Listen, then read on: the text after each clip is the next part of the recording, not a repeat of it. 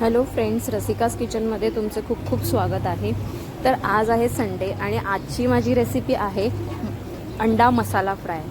तर त्यासाठी मी पहिल्यांदा हे 5 अंडी एका टोपामध्ये टाकून उकळून घेत आहे आणि त्याच्यानंतर थोडा थंड झाल्याच्या नंतर आपण त्याची सालं काढून घेणार आहोत आणि या अंड्यांना आपण मध्ये कापून घेणार आहोत। सो एका अंड्यामागे असे 2 भाग, म्हणजे एक साधारण 4 माणसांमध्ये ही मसाला अंडा फ्राय हे व्यवस्थित होऊन जाईल खाण्यासाठी। सो बेसिकली आता मी यावर थोडंसं मीठ टाकून घेतलं आहे आणि आता मी एक अर्धा लिंबू यावर पिळून घेते आहे।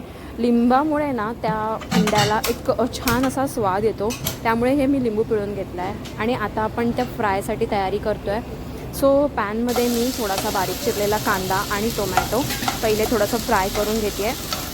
त्यानंतर याच्यामध्ये बेसिक गोष्टी ज्या आपल्याला लागतात त्या आलं लसूण पेस्ट, त्यानंतर हळद आणि लाल मसाला आणि धनाजिरा पावडर, हे बेसिकली सगळ्या मसाले मी टाकून घेणार आहे याच्यामध्ये। आणि मग त्यानंतर एक मसाले हे व्यवस्थित मुरले की आपण छान परतून घेऊया आणि मग त्यानंतर त्याच्यावरती आपण पुढची प्रक्रिया करणार आहोत।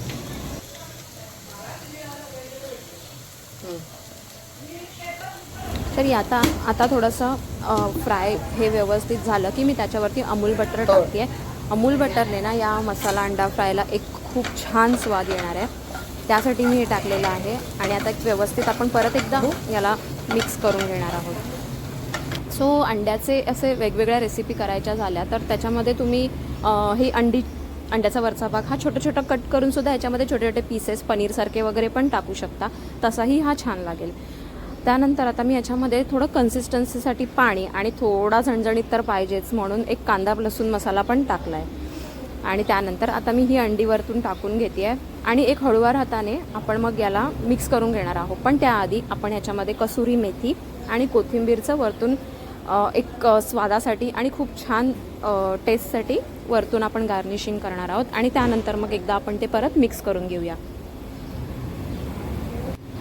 तर थोडक्यातच इथे आपली रेसिपी तयार आहे। किती झटपट रेसिपी होती बघितलीत ना, आणि अगदी सोपीसुद्धा होती। काही त्याच्यात असं वेगळं खास नव्हतं। आपल्या घरात लागणारे मसाले आणि लागणाऱ्या वस्तूच तिथे होत्या की जेणेकरून आपण ही कधीही मसाला अंडा फ्राय रेसिपी बनवू शकतो।